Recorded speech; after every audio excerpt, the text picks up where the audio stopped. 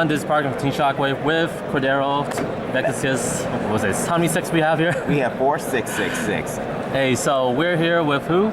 Faisal Khan. And where are you from? I'm from Chicago. Chicago. One of my locals. So, Faisal, you just top 32 with what deck you're playing? Burning Abyss. Burning Abyss. And so far throughout your whole day one, how did it go? My day one was pretty good. I lost to Rip Prepper Rights time, and a Cleveland player who opened Sacrifice, Scout, and Emptiness every game. Oh. And I didn't see Lake, so. Alright. Overall, I did hear your conversation about you 2-0 Constellars throughout, not Constellars, Satellanite throughout the whole tournament Yes, as well? I played 4 Satellites and I 2-0'd all 4 of them. Alright, I'm pretty sure we'll see the reason of that later on today. So let's go to the deck profile then. To start off, I have 2 Mathematician.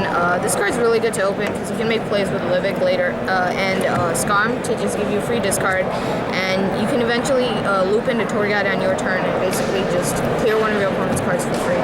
Alright. And then 1 Tour Guide, standard, 3 Scarm, 3 Graph, 3 Seer, pretty standard. 2 Rubik. Virgil's really good against Necros and a lot of other matchups because he can break the Unicorn Colossalus field, and you can keep sending back the ritual spells so they can't recycle them to gain more advantage.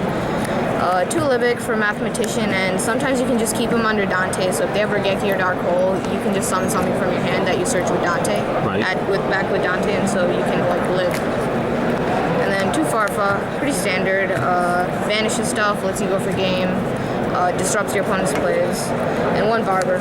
This guy was amazing this weekend. A lot of people chose not to play him, but he's really good because he has 17 on attack, crashes with Denko Sekka, and he also, when he goes to the grave, you can banish up to 3 Burning Abyss monsters from the graveyard and do 300 damage for each. So you can burn your opponent out in time or when you're closing into time with that, and you can just keep looping him and doing that. Alright. And I won about 2 or 3 matches off of him this weekend. That's 19 monsters. I only played 2 spell cards, Foolish Burial for the consistency and the versatility, and Regeki for the aggressive plays. And then I have 19 traps, 3 Mind Crush. This card really came in clutch against especially Satellarnites and Necros because you can just use other cards to simplify the game state, and when they're on their last stand with their last final like shirt or cycle play, you can just shut that off. Right. Or if you know they have Valk and another 4 in hand, you can chain it to shirt cycle and make them tribute a Senju from their hand and a Manju from their field and summon a Valk. Right. And that just makes them lose a lot of advantage. 3 Wing Blast. I felt this was the best discard trap right now because it's extremely versatile. You can chain it to a lot of things. You can turn it to searching effects to send cards into the deck, and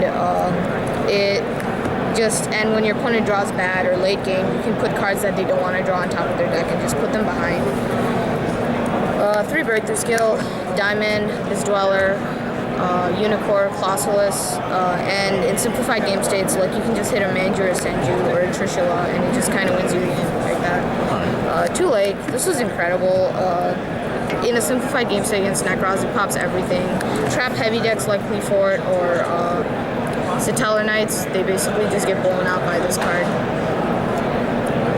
And then 2 Fiend Griefing. This card was incredible, especially against Satellite, because what you can do is you can basically, when they use Unicorn's discard effect, or Shadal Falco, or Satellite Altair, Call of the Haunted Oasis, you can just send that target back so they lose that effect, and you can just send a Scarm or a Graph or a Seer or a Farfa and just get a +1. That's actually pretty interesting tech right there. Yeah, and when your opponent's activating Necro's Mirror and they want to banish Shurret, you can just chain it to banish their mirror, and if they can't confirm that they cannot use it, then they have to show you their hand. Cool. Solemn Warning, pretty standard. It's really versatile. It hits Denko Sekka, Manju Senju. 1 Karma Cut. With 2 Farfa and the new Fiend Griefing, I just felt that this was overkill sometimes. My opponent wouldn't have enough monsters for me to use this, so I just chose to keep it at 1. Skill Drain, this card was amazing. I won a ton of matches, especially against Necros and Satellarnites because of this. You can just summon Acid Golem and just flip this over, and your Burning Abyss don't die when it's on board, so you can just keep making more and more exceeds. Like, one of the Necros players drew the absolute nuts with like Prep of Rights and several Manju Senjus and like all combo pieces against me, and when I just played it, shut him down entirely. Crush Card Virus, really good against Necros and Satellarnites, pretty standard. Emptiness, standard.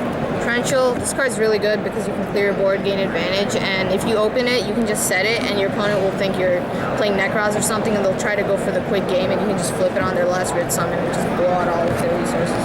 All right.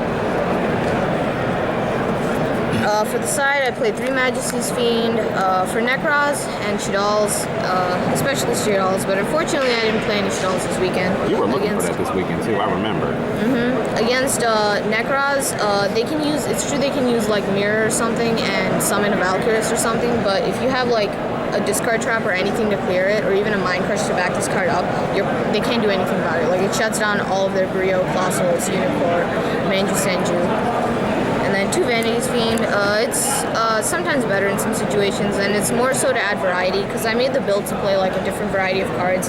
So I draw different kinds of cards instead of double copies of the same thing to counteract different situations. All right. 2 Effect Veiler. A lot of Necroz players are citing Royal Decree, and I side this in instead of Breakthrough Skills so that I'm not as affected by it, and it's also really good against the Tellarknights.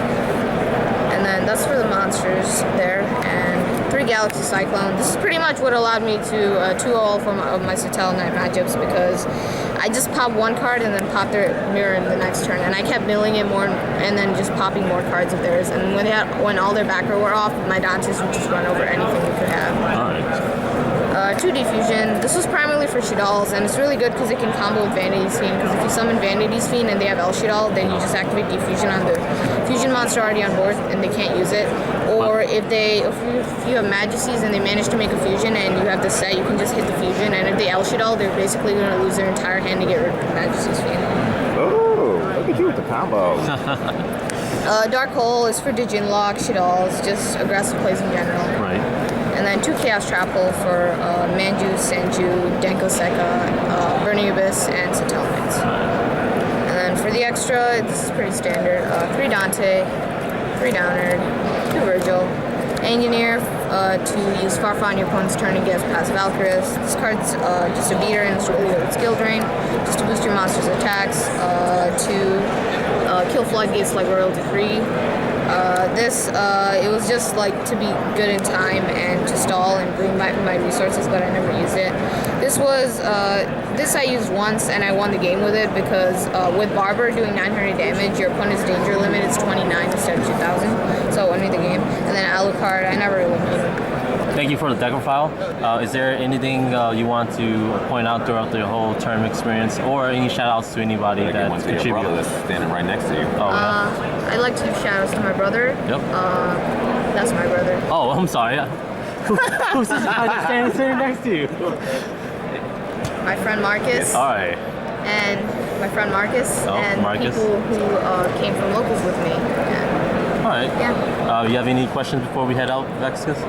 For the record, for people ask me in comments, how old are you? I'm 17 years old. Oh, wow. All right. People don't believe it.